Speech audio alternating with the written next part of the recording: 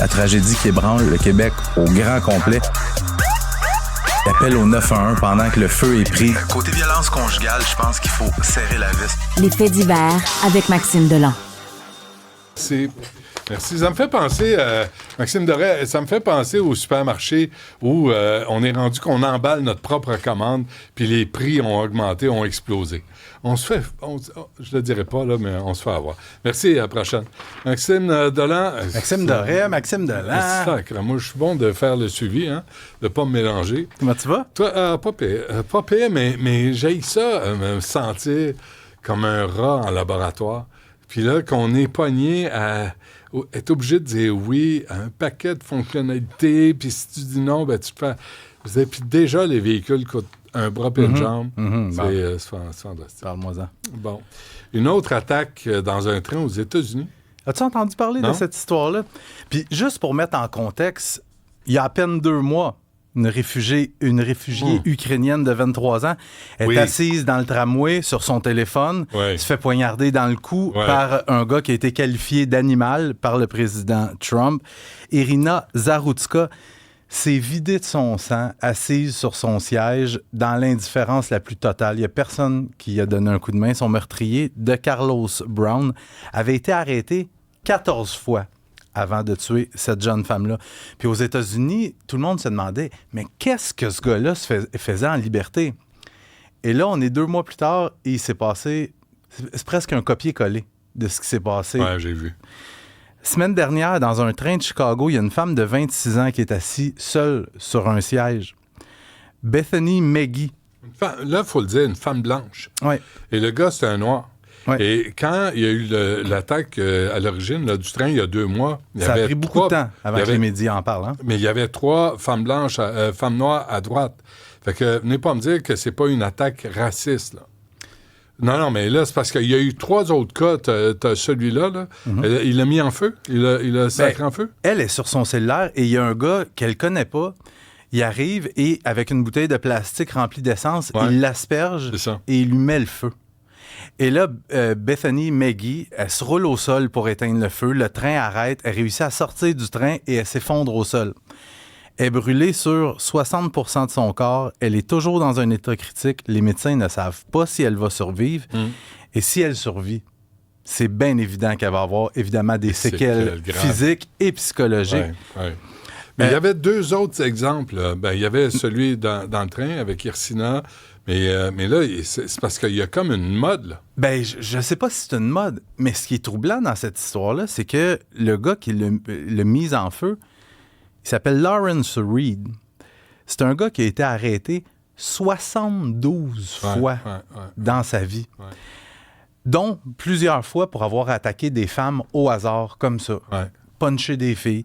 Et pas plus tard que l'été dernier, il se trouvait dans un hôpital psychiatrique. Il a frappé un de ses intervenants au point où il l'a laissé inconscient. Et on l'avait remis en liberté en disant « On va te mettre un bracelet électronique. » Alors, tu sais, on critique beaucoup le système judiciaire au Québec, mais tu sais, aux États-Unis... Ça va pas tellement mieux, là. OK. Ça, c'est vraiment troublant, là. Il y a comme une mode qui s'installe, là, puis il y a plusieurs cas là, qui se répètent.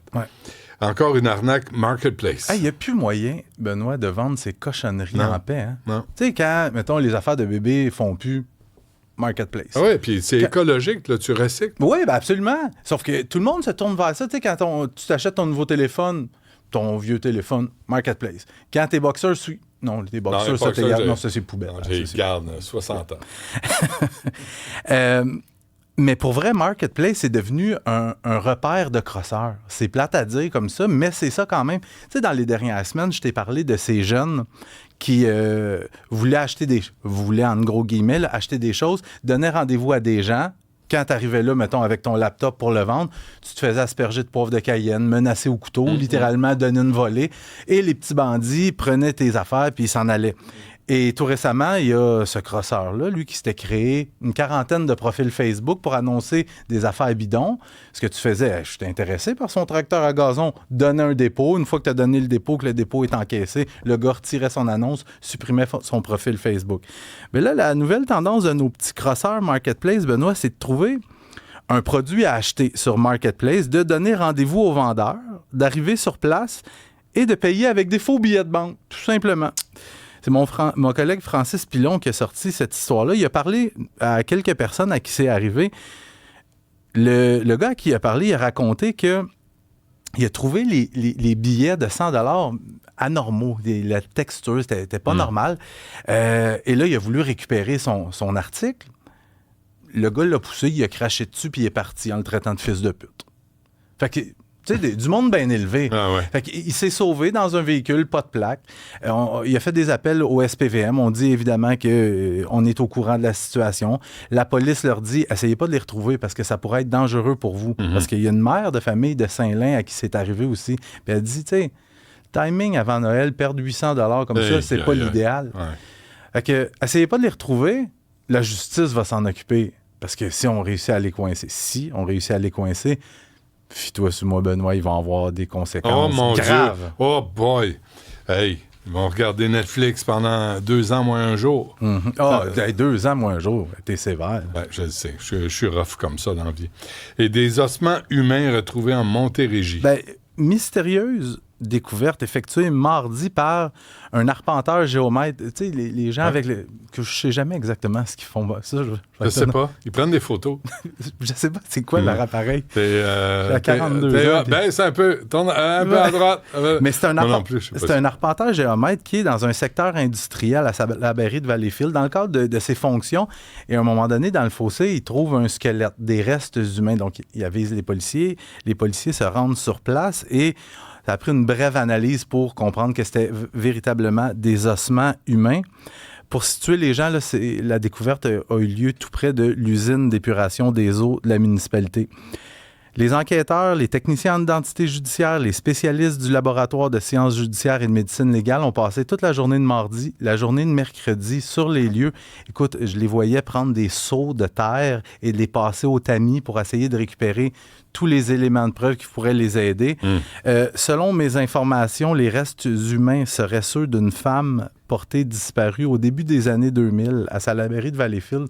Évidemment, je ne veux pas aller trop dans les détails parce que la famille n'est pas avisée encore et on attend des résultats pour confirmer à 100% que c'est bel et bien elle. Et du côté de la police, ce qu'on me dit, c'est que là, toutes les hypothèses sont sur la table. L'accident ou la thèse criminelle n'est pas écartée non plus. Puis je vais t'avouer que quand je suis allé sur place hier, je me suis dit en dedans de moi-même, qu'est-ce que quelqu'un pourrait bien venir faire ici? C'est vraiment un secteur c'est un coin perdu. Industriel, à l'écart un petit peu de la ville. Et il y a seulement que des poids lourds qui passent là, des industries. Alors, en 25 ans, personne n'a jamais vu. Je pense que c'est quelqu'un qui n'avait pas beaucoup de famille. Ben non, c'est un terrain sur une propriété. C'est un terrain vague avec des arbres. Tu ne t'aventures pas là pour rien. Particulier quand même. Ouais, fait que l'enquête qui se poursuit dans ce dossier-là. Très bien. Maxime Delan, merci. On se parle demain. Certainement. Salut.